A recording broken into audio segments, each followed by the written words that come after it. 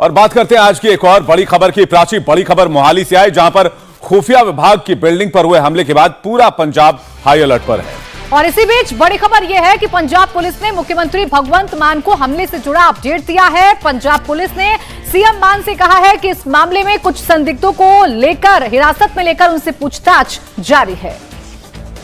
कहा जा रहा है कि खुफिया विभाग की बिल्डिंग पर आरपीजी चलाने के मामले में पुलिस ने अज्ञात लोगों पर यूएपीए के तहत मामला दर्ज किया और इसके अलावा कई धाराओं में मामला दर्ज किया गया। कुछ देर पहले पंजाब पुलिस के डीजीपी ने प्रेस कॉन्फ्रेंस करके कहा, मोहाली अटैक एक चैलेंज है और जल्द ही हमलावरों को पकड़ लिया जाएगा। वहीं सीएम भगवंत मान ने कहा कि यह पंजाब का माहौल बिगाड़ने की कोशिश की जा रही है। जैसा भी अटैक निकलेगा आपको बता देंगे। मेन ये है कि आपको पता ही है कि एक प्रोजेक्टाइल ने हिट किया है और उसमें जो एक्सप्लोजिव इस्तेमाल हुआ है वो टीएनटी लग रहा है।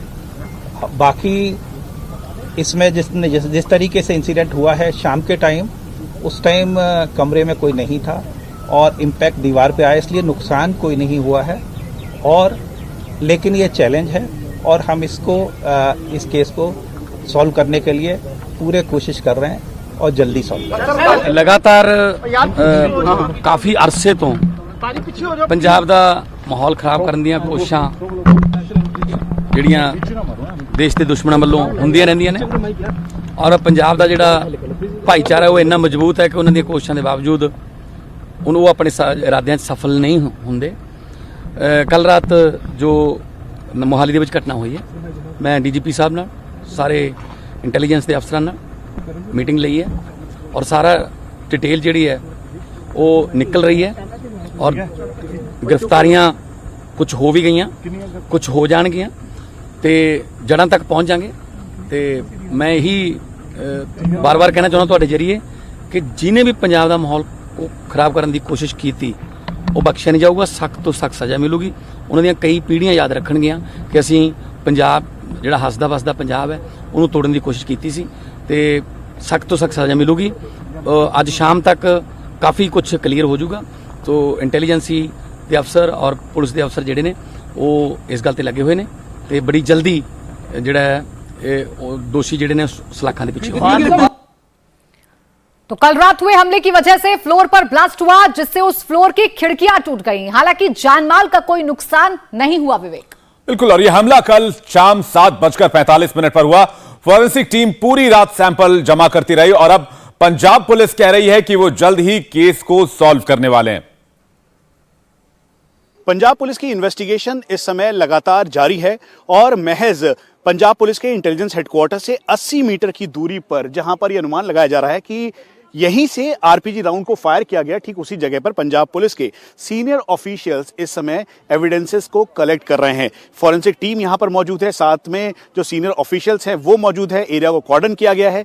यहां पर तमाम एविडेंसेस को डिटेलिंग के साथ नोट किया जा रहा है। हम आपको ये भी बता दें कि डीजीपी पंजाब ने इस बात को कहा कि इसमें टीएनटी का इस्तेमाल हुआ और प्रोजेक्टाइल के तौर पर इसको फायर किया गया ठीक इस जगह से जहां पर यह फायर हुआ, यानी जो तीसरी मंजिल है पंजाब पुलिस के इंटेलिजेंस हेडक्वार्टर की, वहां पर जो दूरी है महज 80 मीटर है और इसी 80 मीटर से फायर किया गया। इसीलिए ठीक सामने आप देखें जो सीनियर ऑफिशियल्स हैं वो लगातार एरिया को खंगाल रहे हैं, चेक कर रहे हैं। उसके साथ साथ जल्द से जल्द इस पूरे मामले को जीरो इन करना जरूरी है। अब ये आप सीधा रास्ता देखें, इसे बैरिकेड कर दिया गया है। बैरिकेड करने के साथ साथ ये महाराजा रणजीत सिंह का पूरा एरिया है जहां पर एनडीए के जो स्टूडेंट्स हैं उनको ट्रेनिंग दी जाती है। एक बार फिर से यहाँ पर जो सीनियर ऑफिशियल्स हैं, साथ में जो फॉरेंसिक टीम है वो लगातार एविडेंस कलेक्ट कर रही है। आरपीजी राउंड फायर करने के साथ साथ जो उसका बैकफायर यानी बैकबर्स्ट है उसके लिए सभी एविडेंसेस को कलेक्ट किया जा रहा है और इसीलिए ये सारी जानकारी डिटेलिंग के साथ नोट की जा रही है।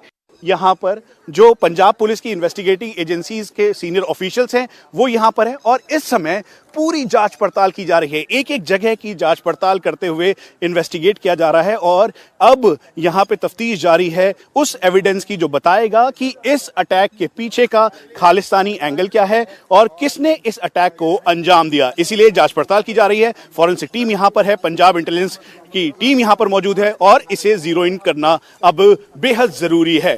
कैमरा पर्सन अमित ठाकुर के साथ मनीष प्रसाद। और मनीष हमारे साथ जुड़ रहे हैं मोहाली से, सीधे उनके पास चलेंगे। मनीष, पहले करनाल में इतनी हथियारें मिली और अब आरपीजी यानी कि रॉकेट प्रोपेल्ड ग्रेनेड का इस्तेमाल किया गया, जो बेसिकली सेना इस्तेमाल में लाती है और सोवियत संघ के जमाने में इसे तैयार किया गया था और तब से दुनिया भर की सेना इसे इस्तेमाल कर रही है। लेकिन ये पंजाब में पुलिस मुख्यालय के बाहर इसका फायर होना बहुत बड़े सवाल खड़े कर रहा है।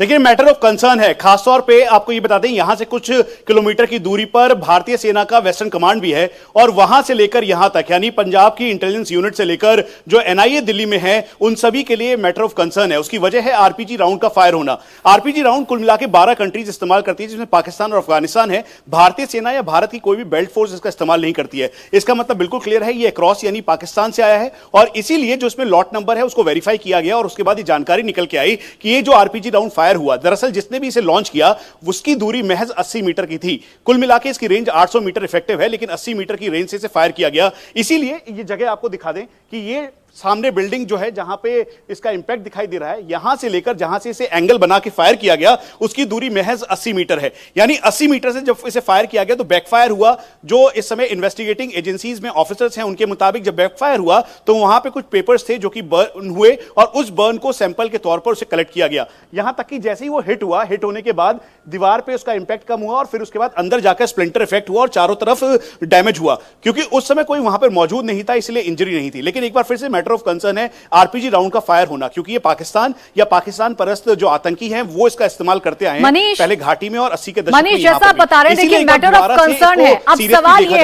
अब सवाल ये है मनीष, इतना वक्त बीत चुका है, क्या हाथ आया है अभी तक सुरक्षा बलों के? क्या सुराग उन्हें मिल पाए हैं? हिरासत में कई लोगों को लिया गया है, उनसे पूछताछ में क्या जानकारी हासिल हो पाई है? देखिए, 4 पैरेलल टीमें इस पे जांच कर रही है। पहली टीम जो कि पूरा का पूरा रूट है उसको उन्होंने खंगाला है। यहां से जो जानकारी मिली है कि 2 सस्पेक्ट थे, स्विफ्ट गाड़ी में थे जो कि डेरा बस्सी से होते हुए अंबाला और फिर वो जो मेन पैसेज है हरियाणा की तरफ वहां पर एंटर की। इसलिए सीसीटीवी फुटेज को 50 कैमरों के नजर से इसको देखा गया और उसकी पूरी सीक्वेंसिंग की गई।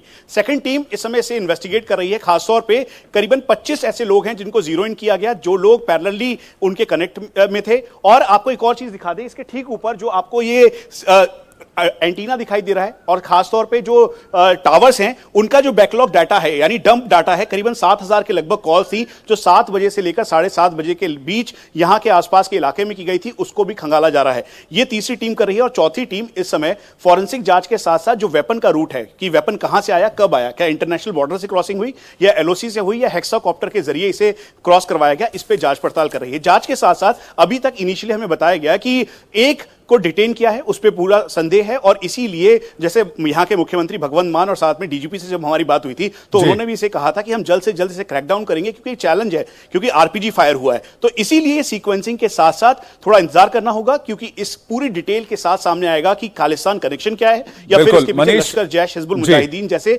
आतंकी संगठन है। लेकिन जो इंटेलिजेंस विंग है वहां पर खालिस्तान एंगल कुछ ज्यादा दिखाई दे रहा है क्योंकि सीक्वेंसिंग है, हिमाचल प्रदेश में हुआ, उसके बाद करनाल में हुआ, करनाल के साथ साथ यही सवाल है कि हाल के दिनों में जो घटनाक्रम पंजाब और उसके आसपास के राज्यों में देखे गए हैं वो मैटर ऑफ कंसर्न भी हैं और साथ ही किसी बड़ी साजिश की ओर इशारा भी करते हैं। बहुत बहुत शुक्रिया आपका हमारे साथ जुड़ने के लिए। तो पंजाब के मोहाली में जो घटना सामने आई है वो किसी बड़ी साजिश की ओर इशारा कर रही है। मोहाली में जिस जगह से खुफिया विभाग की बिल्डिंग पर आरपीजी से फायर किया गया उस जगह इंडिया टीवी संवाददाता मौजूद हैं। देखिए मनीष की ये एक्सक्लूसिव रिपोर्ट।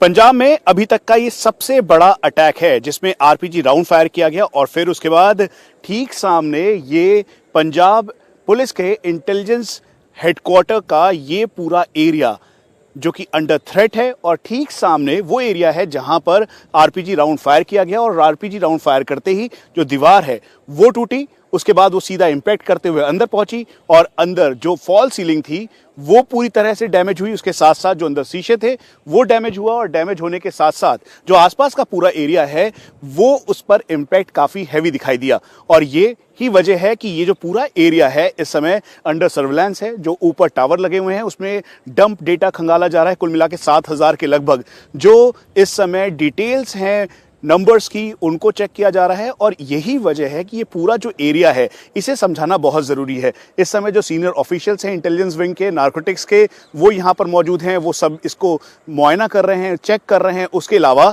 इस एरिया के साथ साथ एक बार फिर से आप वो जगह देखें जहाँ पर ये आरपीजी राउंड फायर किया गया, जहाँ पर हम अभी यहाँ पर खड़े हैं उससे इस जगह की दूरी महज 100 मीटर भी नहीं है और ये बहुत ही क्लोज प्रॉक्सिमिटी का एरिया है।